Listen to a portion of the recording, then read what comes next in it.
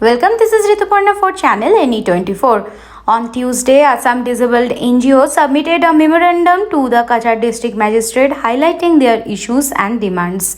After meeting to the official, they told the media that in 2019, the government had announced the removal of disabled individuals from the Deen Dayal Divyang Pension Scheme to include them in the Arunodaya scheme. However, even after 6 years, their names have not been added. As a result, many are facing severe hardship.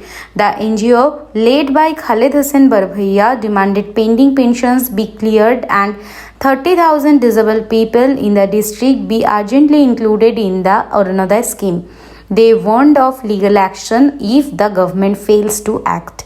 For more news and updates, please subscribe our YouTube channel and follow our Facebook page to stay connected with us. আমরা বিকলাঙ্গ pension দেওয়ার কথা এটা এখনো আমরা পাই নাই, কিন্তু এটা অরুণোদয় অন্তর্ভুক্ত করা হয়েছে, কিন্তু অন্তর্ভুক্ত করার আমরা নাম কেটে দেওয়া হয়েছে।